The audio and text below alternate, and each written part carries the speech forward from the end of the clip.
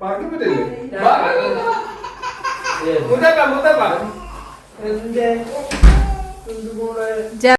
അപ്പോൾ ഇതാ ഗസ്റ്റിന് എപ്പോഴത്തെയും പോലെ തന്നെ ബിരിയാണി തന്നെയാണ് കേട്ടോ. മസാല ഇടാൻ ആവശ്യമായിട്ടുള്ള ഉള്ളി മുരിച്ചെടുക്കുന്നുണ്ട്. അതേസമയം തന്നെ ഫിഷും കൂടെ ഫ്രൈ ചെയ്തെടുത്തിട്ടുണ്ട്. മുളക് പൊടി, കുരുമുളക് പൊടി, ഇഞ്ചി വെളുത്തുള്ളി പേസ്റ്റ് ഇട്ടിട്ട് പൊരിച്ചെടുത്തതാണ്. പിന്നെ സെയിം പാനിലോട്ട് 3 ടേബിൾ സ്പൂൺ ഇഞ്ചി വെളുത്തുള്ളി പേസ്റ്റും കൂടെ ചേർത്ത് കൊടുത്തിട്ട് നന്നായി വഴറ്റുന്നുണ്ട്.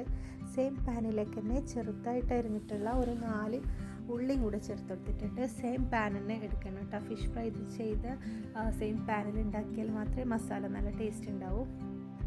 ഈ സമയം ദമ്മിടാൻ ആവശ്യമായിട്ടുള്ള ഉള്ളി വണ്ടിപ്പരിപ്പെല്ലാം കോരി എടുത്തിട്ടുണ്ട് കേട്ടോ. 2 ടീസ്പൂൺ എണ്ണയും 1 സ്പൂൺ ഗീയും ഇട്ടിട്ടാണ് കേട്ടോ ഈ ഉള്ളി മുരിച്ചെടുക്കുന്ന. പിന്നെ ഇതാ ഗസ്റ്റെല്ലാം വരുമ്പോൾ നമുക്ക് കിച്ചണിൽ ചീഫ് ഗസ്റ്റ് ഉണ്ട് കേട്ടോ. എല്ലാവരും കൂടിയിട്ടാണ് ഗസ്റ്റ് ഉണ്ടാകുമ്പോൾ കുക്കിംഗ് ചെയ്യുന്നത്. പിന്നെ ഇതാ ഉള്ളി കുറേ സമയം വഴറ്റുന്നുണ്ട്.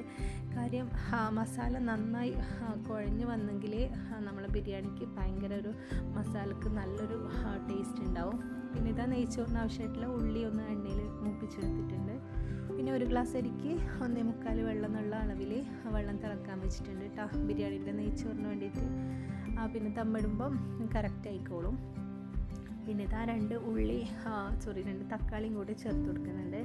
തക്കാളിയിൽ ഉടഞ്ഞ് നല്ല പരുവാവണം കേട്ടോ.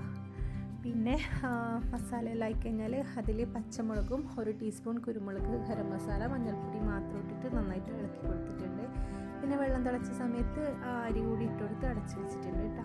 പിന്നെ താഴെ മസാലയും കുറച്ച് ചോറും മിക്സ് ചെയ്ത് വെക്കുക. അതിൻ്റെ മുകളിൽ സാധാരണ പോലെ അരിയിട്ട് പിന്നെ മല്ലിയിലയും നമ്മൾ വറുത്ത് കോരി വെച്ചിട്ടുള്ള ഉള്ളി വണ്ടിപ്പരിപ്പെല്ലാം ഇട്ട് ഒന്ന് ലെയർ ചെയ്ത് ദമ്മിട്ട് വെക്കുക കേട്ടോ. ഞാൻ അത് വീഡിയോ എടുക്കാൻ വിട്ടുപോയി.